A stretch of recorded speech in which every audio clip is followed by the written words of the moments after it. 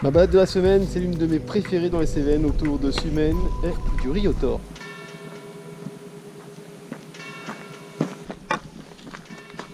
« 7 h du matin à la fraîche.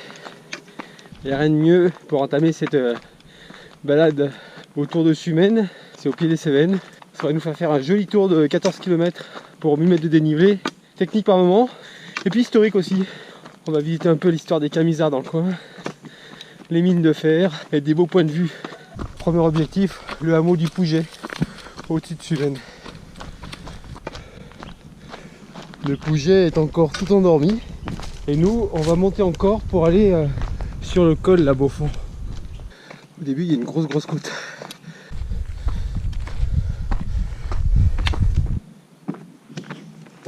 On a rattrapé le GR66 qui traverse toutes les Cévennes du nord au sud. Si vous continuez ce chemin, vous allez à Ganges. Premier rayon de soleil.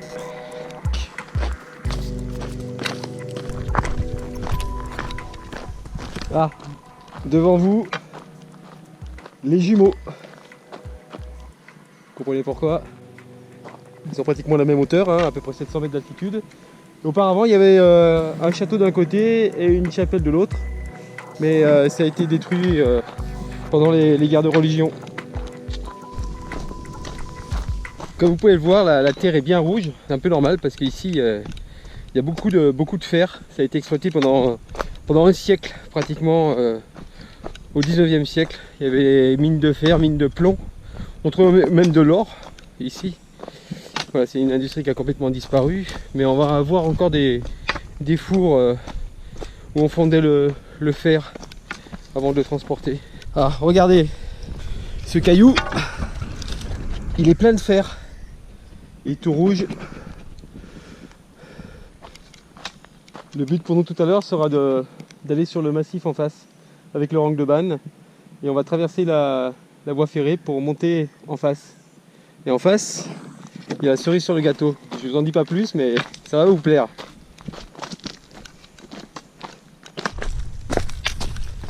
Je suis zinzin, mais pas fou. Voilà, au-dessus, on voit des fours. Donc où on faisait fondre le minerai. Moi, ça me donne des frissons quand je vois des choses comme ça. Parce que y a des gens, ils ont vécu ici, ils ont beaucoup travaillé, ils ont beaucoup transpiré. Et voilà, maintenant c'est à l'abandon. Ah, c'est dommage que ce soit pas complètement réhabilité, ce truc-là.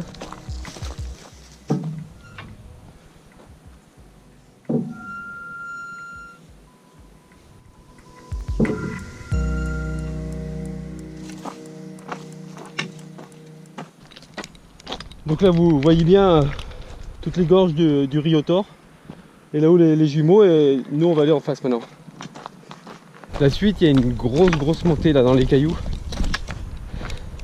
Là on traverse un pont moutonnier qui a été rénové il y a une dizaine d'années.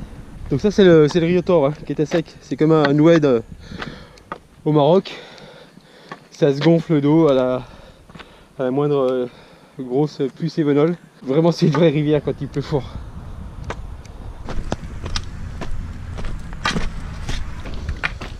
Là on passe sur l'ancienne voie de chemin de fer désaffectée qui reliait Ganges à Sumène. Quel dommage que des ouvrages d'art comme ça ne servent plus qu'aux marcheurs. Maintenant en langage montagnard, c'est une bonne bavante. Une bavante, c'est quand on en bave. Et là, une bonne montée bien sèche. Tout à l'heure on sera là-haut.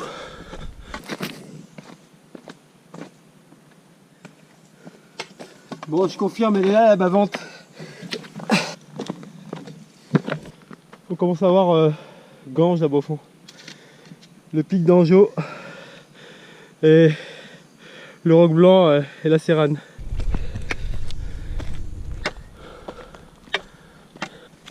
J'aime les parcours comme ça où le panorama est plus beau sur la deuxième partie que sur la première.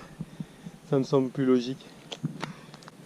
Et regardez, on est juste en face de la mine de fer. Et en bas on voit les fours Là c'est la vallée du Riotor et au fond c'est Sumène, le point de départ. Maintenant on va aller sur le Ranc de Banne.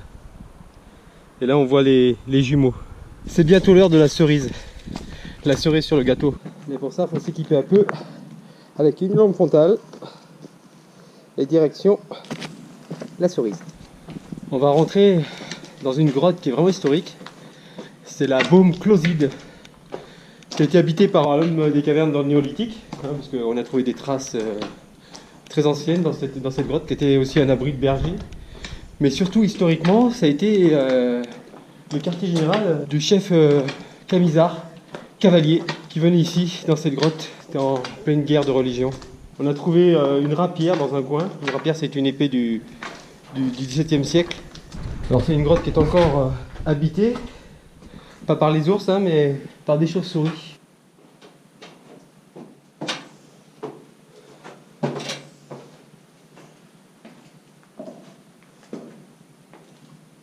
On a bien profité de la température parfaite dans cette baume Closide pour retourner sur le sentier. On sort par le haut dans cette grotte et on va aller à l'assaut du Ranc de Banne. Ça fait bizarre de se retrouver au soleil après ce intermède très sympa dans cette grotte. Mais la suite, vous allez voir, elle est magnifique. Ici, on est dans la réserve de Combechaude, une réserve naturelle où on protège les faucons pèlerins notamment. On a de la chance aujourd'hui. Messieurs, dames, toutes les Cévennes. Donc en bas, on voit Sumène. Si on monte un peu plus haut, là-bas, nous avons le Montégoal, 1567 mètres, la Luzette. Et en face de nous, les jumeaux. Et on est descendu par là. Et on est remonté. J'adore cette balade parce que d'abord, les plus belles vues sont dans la deuxième partie. Et puis, passer par la grotte, les mines, aller voir le Ranc de Banne. La descente, vous allez voir, c'est costaud. C'est vraiment très complet sur 14 bornes, hein, c'est rien. Ranc de Banne, 400 mètres, on y est presque.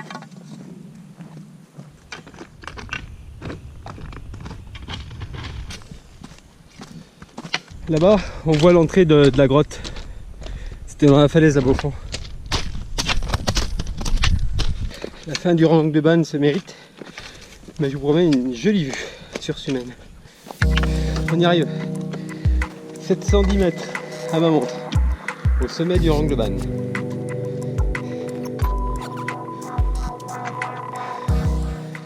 Ça valait le coup. Sumène, le point de départ. Et après on est monté vers le Pouget pour passer derrière. Ici vous avez vraiment la grande draille qui amène les troupeaux sur les Gouales avec le col de l'Asquier, col de l'Homme Mort, puis ensuite aire de côte et vous montez sur les Gouales. Et les brebis sont là-haut. On peut dire que je suis cévenol d'adoption, hein. Je connais toutes les montagnes. Je les ai toutes crapaillutées. Bon, faut bien redescendre. Très beau passage, très technique pour revenir sur Sumène.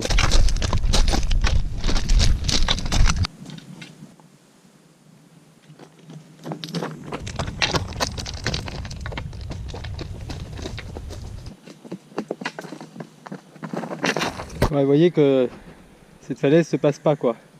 Il y a juste un passage où on peut y aller sans problème.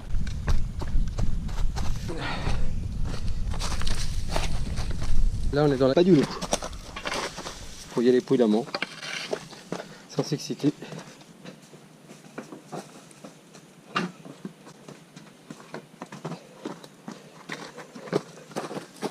Sumène se rapproche. Si vous voulez retrouver ce sentier, c'est possible hein, sur mes réseaux sociaux. Si vous allez sur Strava, vous retrouvez ma trace.